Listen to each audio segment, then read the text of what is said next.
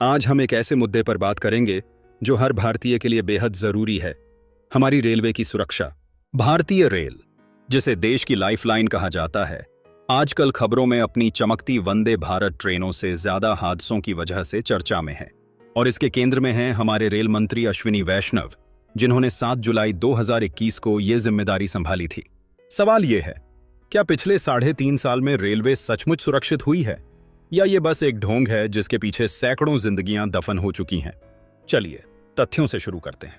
जुलाई 2021 से लेकर मार्च 2025 तक अश्विनी वैष्णव के कार्यकाल में लगभग 150 से 160 रेल हादसे हो चुके हैं। जी हां, 150 से 160 बार ट्रेनें पटरी से उतरीं, टकराईं या सिग्नल सिस्टम ने धोखा दिया। अब आप सोच रहे होंगे कि क्या यह संख्या बहुत बड़ी है? तो जवाब जानने के लिए हमें पीछे देखना होगा। 2004 से 2014 के बीच हर साल औसतन 171 हादसे होते थे। वैष्णव जी कहते हैं कि अब ये संख्या घटकर 40 प्रति वर्ष पर आ गई है। सुनने में अच्छा लगता है, लेकिन रुकिए, क्या ये आंकड़े पूरी कहानी बयान करते हैं? आइए कुछ बड़े हादसों की बात करते हैं। 2 जून 2023, बालासोर, ओडिशा। एक साथ 3 ट्रेनें, कोरोमंडल एक्सप्रेस, बेंगलुरु हावड़ा एक्सप्रेस और एक मालगाड़ी आपस में टकरा गईं। नतीजा, 296 लोग मारे गए, 1200 से ज्यादा घायल, लाशें बिछ गईं, चीखें गूंजी और पूरा देश स्तब्ध रह गया। ये भारत के इतिहास का सबसे भयानक रेल हादसा था। अश्विनी जी मौके पर पहुंचे, फोटो खिंचवाए और कहा, सब कुछ ठीक कर देंगे। लेकिन क्या हुआ? सिग्नल सिस्टम की गड़बड़ी सामने आई और फिर भी कोई ठोस जवाबदेही तय नहीं हुई। अब जरा रेलवे की असली तस्वीर देखिए। जनरल डिब्बे, सेकंड क्लास और स्लीपर कोच की हालत। ये वो डिब्बे हैं जिनमें आम भारतीय सफर करता है, जो वंदे भारत की चमक से कोसों दूर हैं। क्या आपने कभी इन डिब्बों में सफर किया है? अगर नहीं तो सुनिए। एक सीट पर 4 लोग, गलियारे में खड़े होने की जगह नहीं और सामान रखने तक का ठिकाना नहीं।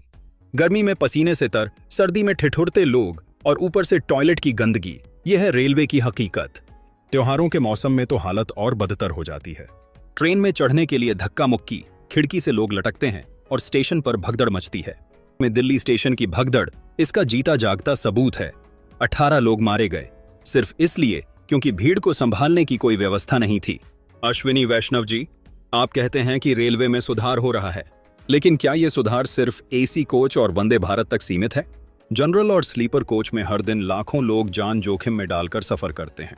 ट्रेनें बढ़ाई नहीं गईं, सीटें बढ़ाई नहीं गईं और प्लेटफॉर्म पर भीड़ को कंट्रोल करने का कोई सिस्टम नहीं। आपकी नज़र में शायद ये लोग ट्रोल आर्मी होंगे जो सवाल उठाते हैं, लेकिन सच ये है कि आपकी प्राथमिकता में आम आदमी कहीं नहीं दिखता।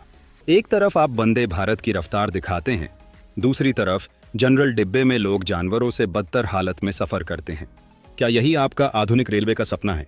अगर हाँ, तो ये सपना सिर्फ चंद लोगों के लिए है, न कि उस मेहनतकश जनता के लिए जो रेलवे की असली रीढ़ है।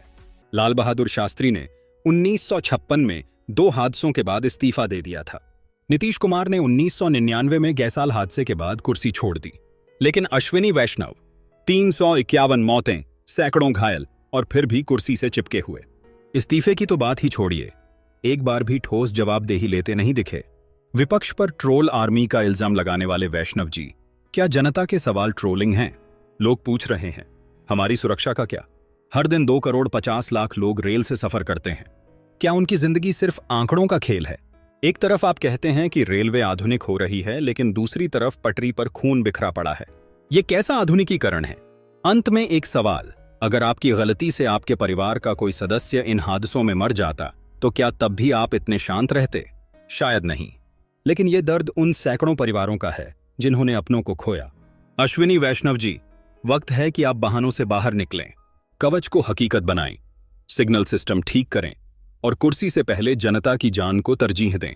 वरना इतिहास आपको उस रेल मंत्री के तौर पर याद करेगा जिसके हाथों में चमक थी, लेकिन पटरी पर सिर्फ खून।